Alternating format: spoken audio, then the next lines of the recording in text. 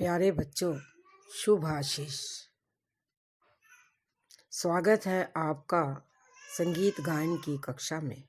आज का हमारा प्रसंग है अब्दुल करीम खां की जीवनी। संगीत जगत स्वर्गीय अब्दुल करीम खां का बहुत ऋणी है। उन्होंने कई चोटी के कलाकारों का निर्माण किया, जैसे हीराबाई बड़ौदकर, रोशनारा बेगम, बहरे बुआ आदि। उन्होंने ही ठुमरी को सरल और लोकप्रिय बनाया। जन्म व शिक्षा। अब्दुल करीम खां का जन्म 11 नवंबर 1872 को सहारनपुर जिले के किराना गांव में हुआ। आपके पिता काले खां तथा चाचा अब्दुल खां स्वयं अच्छे संगीतज्ञ थे, जिनसे आपको संगीत की शिक्षा मिली। आपकी शिक्षा बचपन से ही शुरू हो गई थी। कहा जाता है कि पहली बार जब इन्हें एक संगीत महफिल में पेश किया गया, तब इनकी उम्र केवल 6 वर्ष की थी। 15वें वर्ष में प्रवेश करते करते इन्होंने संगीत कला में इतनी उन्नति प्राप्त कर ली कि इनको बड़ौदा नरेश ने अपने यहाँ दरबारी गायक नियुक्त कर लिया। केवल 3 वर्षों तक बड़ौदा नरेश की सेवा में रहने के बाद कुछ दिनों तक मुंबई में रहे और फिर मेरठ चले गए। संगीत विद्यालय की स्थापना। खां साहब एक उच्च कोटि के गायक हो चुके हैं, किंतु उनकी हार्दिक अभिलाषा अच्छे संगीतज्ञ और श्रोता उत्पन्न करने की थी। इसलिए उन्होंने एक संगीत विद्यालय की स्थापना 1913 में पूना में की। उसका नाम आर्य संगीत विद्यालय रखा।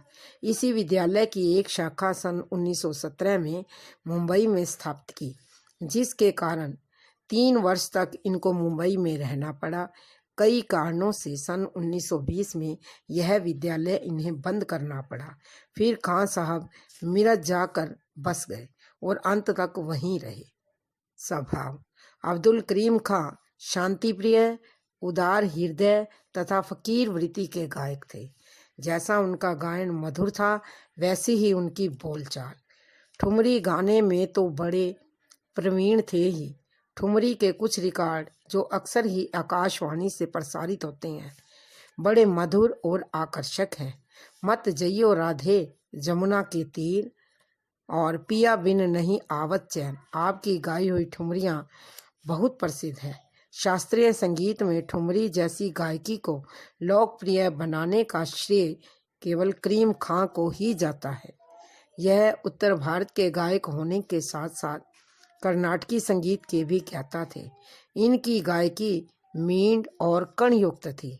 सुरीलेपन के कारण इनका संगीत अंतःकरण को स्पर्श करने की क्षमता रखता था। मृत्यु। एक बार संगीत कार्यक्रम के सिलसिले में आपको मेरठ से चेन्नई जाना पड़ा। वहां पर आपका कार्यक्रम बड़ा सफल रहा। वहां से दूसरे संगीत कार्यक्रम के सिलसिले में पांडिचेरी जाना पड़ा। रास्ते में ही आपकी तबीयत खराब हो गई। यात्रा स्थगित कर देनी पड़ी और समय के साथ साथ उन्हें अपने दिन करीब दिखने लगे। मरने से पहले उन्होंने बिस्तर पर नमाज पढ़ी और फिर दरबारी कानड़ा के स्वरों में खुदा की इबादत की। इस प्रकार गाते गाते ही 27 अक्टूबर 1937 को परलोक सिधार गए। इनका शव मिर्ज ले जाकर ख्वाजा भीरा साहिब के साथ दफना दिया गया। यद्यपि आप नहीं रहे, परंतु संगीत जगत आपको भुला नहीं पाएगा। ये टॉपिक यहीं समाप्त होता है और मुझे पूर्ण विश्वास है कि आपको ये सारा समझ आ गया होगा। तो आपने ये टॉपिक और ये मैं असाइनमेंट भेज रही हूँ, इसको भी आपने नोटबुक पर करना है और जितनी जल्दी हो सके मेरे पास मेरे व्हाट्सएप नंबर पर इसे भेजना है। धन्यवाद।